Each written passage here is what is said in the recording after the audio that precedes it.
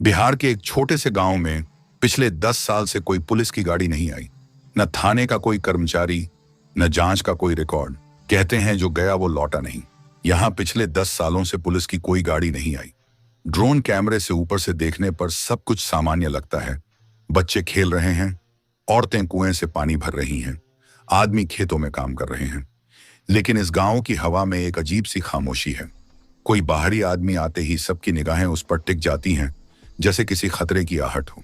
इस गांव का नाम है बख्तियारपुर टोला। यह जिला मुख्यालय से करीब 42 किलोमीटर दूर है। एक समय यह गांव अपने मेले और खेतों की पैदावार के लिए जाना जाता था। लेकिन आज यह नाम चर्चा में है, इसलिए नहीं कि यहाँ कुछ अच्छा हो रहा है, बल्कि इसलिए कि यहाँ कानून की पहुंच खत्म हो चुकी है। स्थानीय पत्रकारों के मुताबिक आखिरी बार जब पुलिस यहाँ आई थी वो 2015 में एक हत्या की जांच के लिए थी। कहते हैं उस रात पुलिस की गाड़ी गांव के बाहर ही रोक दी गई थी और अगले दिन खबर फैली, थानेदार और 2 सिपाही लापता हैं। तब से कोई पुलिस वाला यहाँ नहीं गया। जिला प्रशासन ने जांच का वादा किया, पर फाइलें धूल खा रही हैं। गांव अब खुद अपना कानून बन चुका है। गांव लगभग 300 घरों का है। ज्यादातर लोग खेती करते हैं, कुछ छोटे दुकानदार हैं।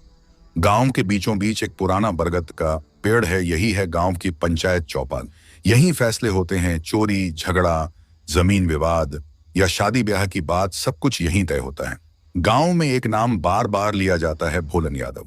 60 साल का ये आदमी गांव का सबसे ताकतवर व्यक्ति माना जाता है। लोग कहते हैं जो भी उसकी बात काटे वो अगले दिन गायब हो जाता है।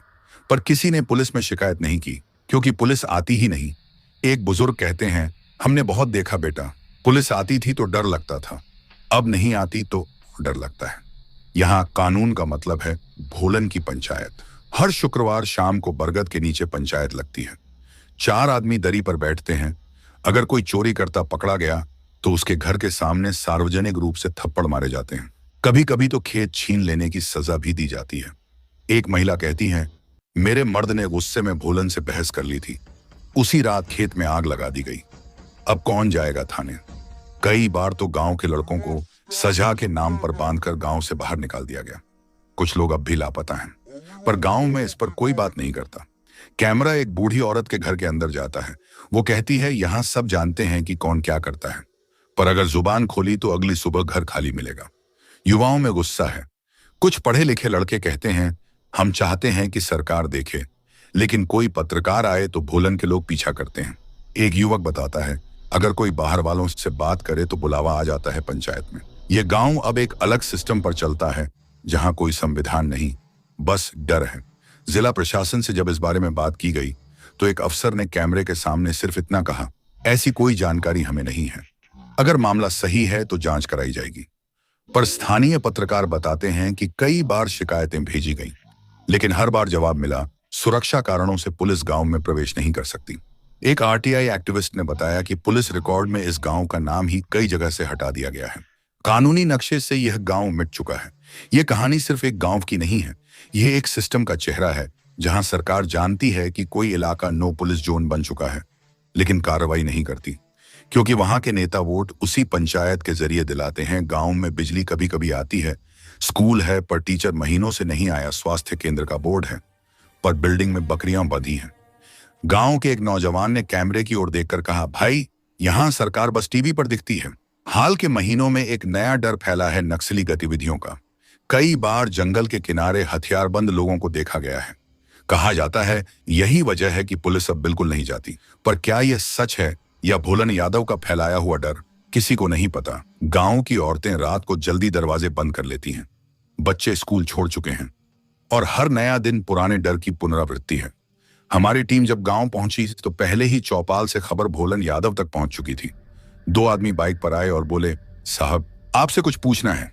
किसकी इजाजत से कैमरा चला रहे हैं? उनकी नजर में शक था। हमने कहा सरकारी डॉक्यूमेंट्री बना रहे हैं। उन्होंने मुस्कुराकर कहा यहां सरकार नहीं चलती। वो चले गए, पर कुछ देर बाद गांव के लड़के चारों ओर से घेरने लगे।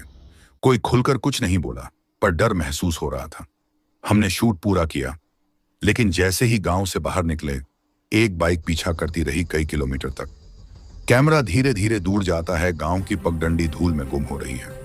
कहते हैं लोकतंत्र की असली पहचान गांवों से होती है, पर अगर किसी गांव में पुलिस नहीं जाती अगर वहां के लोग खुद ही अदालत, जज और जल्लाद बन जाएं, तो क्या हम अब भी उसे लोकतंत्र कहेंगे? यह कहानी सिर्फ एक गांव की नहीं, यह उस चुप्पी की है जो डर से भी बड़ी है। सरकारें बदलती रहीं, पर इस गांव की तस्वीर नहीं। और सवाल वही, क्या कोई आएगा यहां कानून लेकर, या कानून अब भी रास्ता खोज रहा है? खामोश गांव जहां पुलिस नहीं जाती, एक डॉक्यूमेंट्री जो दिखाती है कि जब डर कानून पर भारी पड़ जाए तो इंसाफ सिर्फ कहानी बन जाता है। यह कहानी सिर्फ एक गांव की नहीं, यह उस खामोशी की है जो हर उस जगह है जहां डर कानून से बड़ा हो गया है। अगर आप चाहते हैं कि ऐसी सच्ची कहानियां लोगों तक पहुंचती रहें, तो चैनल को सब्सक्राइब जरूर कीजिए। अगला सच आप तक सबसे पहले पहुंचे। जय हिंद।